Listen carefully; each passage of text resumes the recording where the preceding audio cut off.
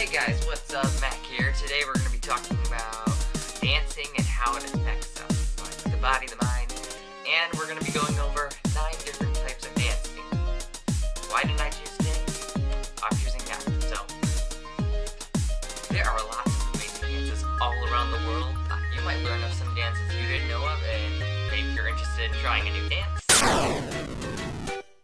With the Mario Brothers and Plumbing's a game. We're not like the others who get all the fame. Well, let's begin. Shuffling. Shuffling is a dance that originated in the 80s from Australia and the UK. It is believed to have come from an earlier version of the dance called stomping. Shuffling is all about the feet and the legs moving with the rhythm. One specific type of shuffling, one that we're all familiar with, is the Melbourne Shuffle. Why is it called Melbourne? The Melbourne Shuffle is a shuffling trend that was started by musicians in Melbourne, Australia. It's very distinct when compared to other shuffling styles.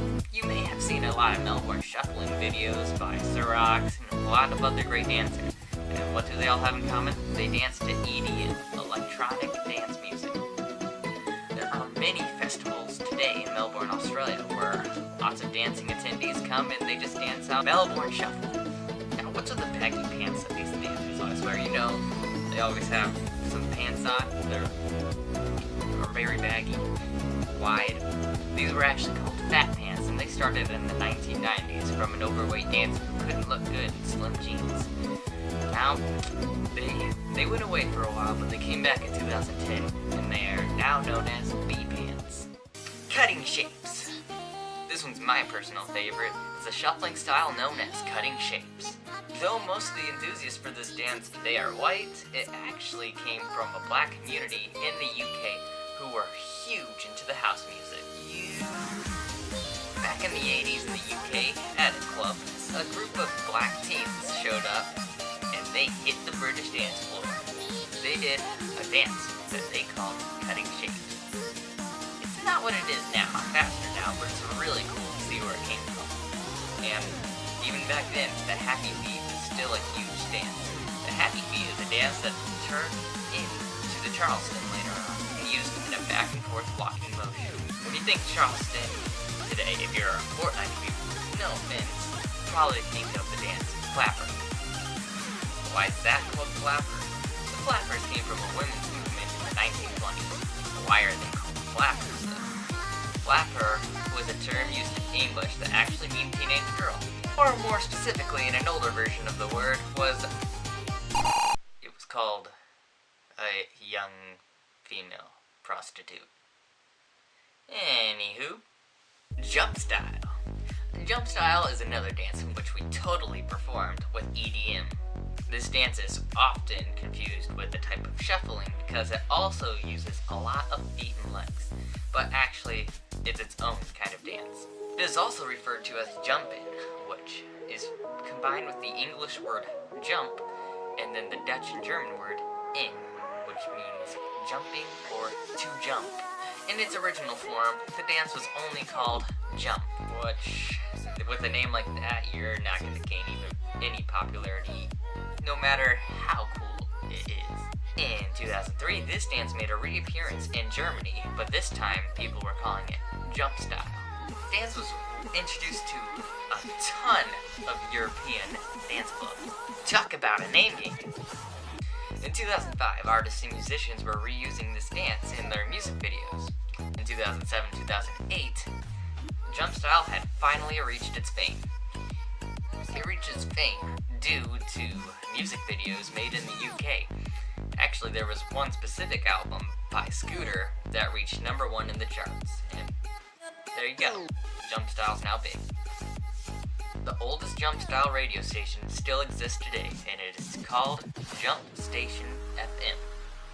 Today we have Jumpstyle leagues and tournaments all around the world, but most of them are actually on the internet, usually through online submissions and internet dance competitions. Breakdance. Breakdance is an energetic form of dance made popular by the blacks and Latinos.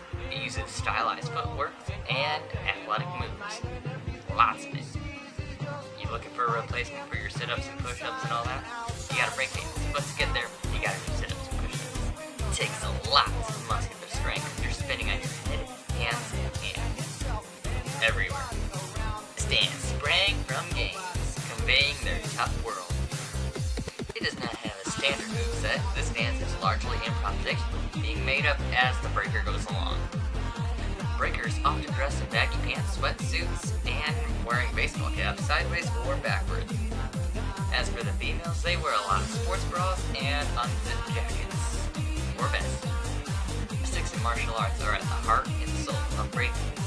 All of this ended up leading into a new type of dance called disco. A lot of disco dancers emulated their moves from breakdance. Michael Jackson, yeah, that guy that we all know for Smooth Criminal, Thriller, Beat It, Ice Cap Zone, all the Sonic the Hedgehog 3 and Knuckles soundtracks, he gave this dance its popularity.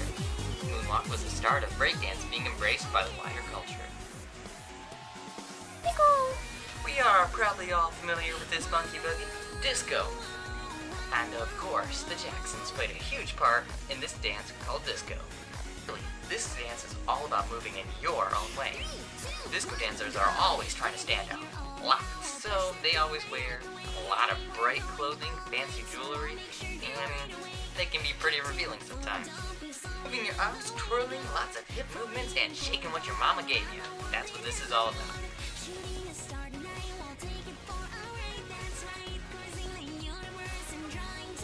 The hustle is a classic disco dance that is seen in Saturday Night Fever. Disco music is what influenced house and EDM. Samba, the cha-cha, and the tango inspired many disco moves. To dress for it, just wear your shiniest suit, lots of jewelry, that funky jewelry, shiny shoes, well polished, and use your imagination and stand out and shine.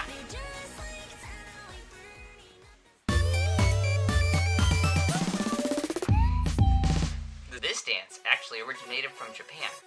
Well, I wouldn't exactly call it a dance, I'd call it a series of dancing, which has been introduced by the Vocaloid culture.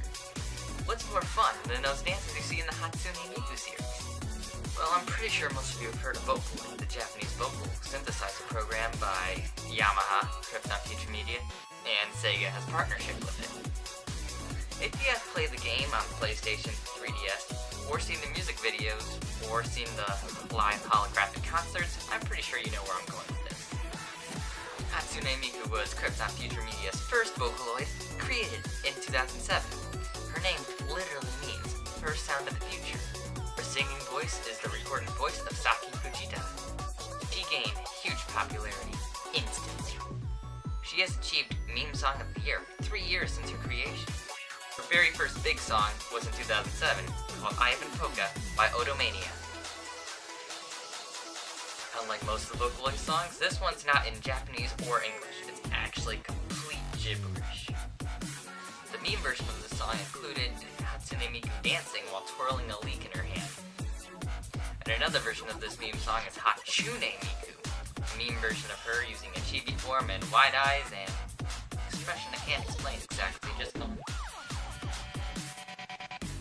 People all around the world was watching her twirl this leek onion expertly, and they decided to make their own dance covers for it.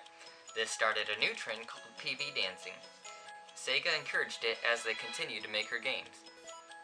So the big PVs are created by Sega themselves. Many of the songs have reached the Hall of Fame, Hall of Legends, and yes, the Hall of Myths. People all around the world are racing to translate the song into their own language and make the first dance cover for it. Examples of these songs are Happy Synthesizer, Weekender Girl, Yellow, Snowman, Magic, Same Bone Sakura, World Is Mine, Uka, and thousands more. If Sega didn't make the dance, then most likely the song composer did, using the 3D animation program called Miku Miku Dance, or MMD. You can actually go ahead and download this free animation program, and it has been approved by Sega. Other times, it's just two pictures sliding back and forth, which Sega later brought to life in the game, such as the dance for Po.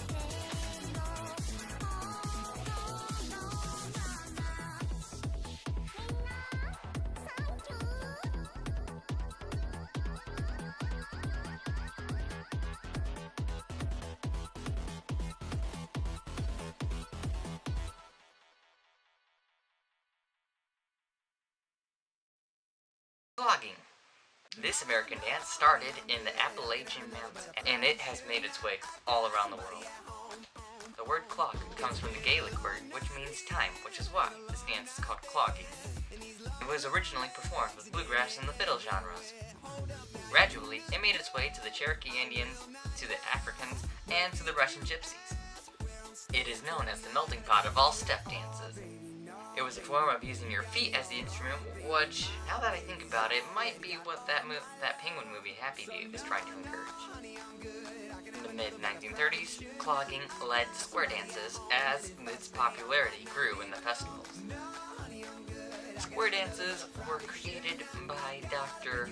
Lloyd Poppy Shaw, a teacher and superintendent at Cheyenne Mountain School in Colorado. In the 1970s, clogging had transformed into a whole new type of dance called line dancing. This happened when dancers started performing this with pop and country tunes. In 2003, clog dancing was included as a competitive dance sport in the AA Junior Olympics.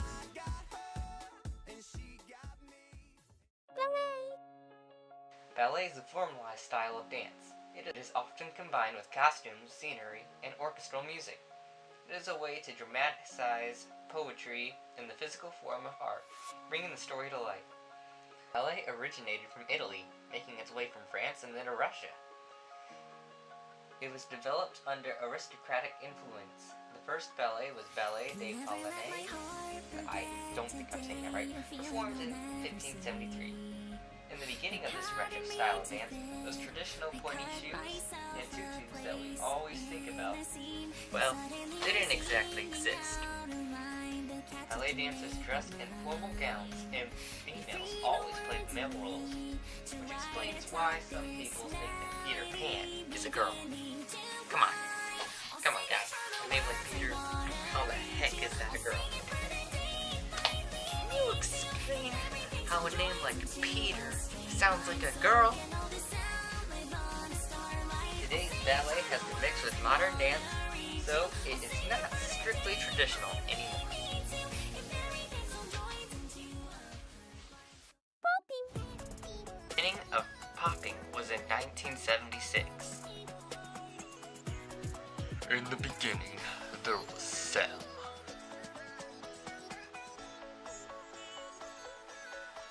Sam Solomon of Fresno, California, who went by the name Boogaloo Sam, formed his own group of dancers called the Electric Boogaloos. He had perfected a new form of dancing, one that he had created himself, which used a series of muscle flexing, forming a very impressive style of dance to one of the main styles we see in dance fights today.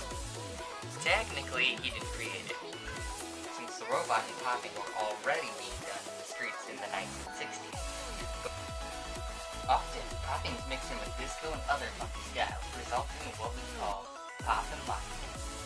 That is when the dancer only pops on specific beats or hits during the song. The famous King Tut, or tutting, dance move is done when a dancer uses his or her body to make geometric shapes and right angles. The most famous poppers go by the names Boogaloo Sam, Poppin' Pete, Skeeter Rabbit, Mr. Wiggles, Boogaloo Shrimp, and a French hip-hop dancer named Salabellem Schmarwassa. Salabellem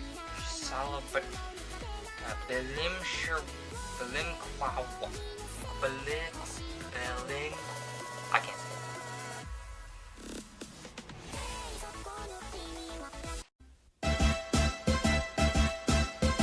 Do the Mario, swing your arms from side to side. Come on, it's time to go. Do the Mario, take one step, and then again, let's do the Mario all together now. You got it. It's the Mario. Do the Mario, swing your arms from side to side. Come on, it's time to go. Do the Mario, take one step, and then again, let's do the Mario all together now. Come on now, just like that.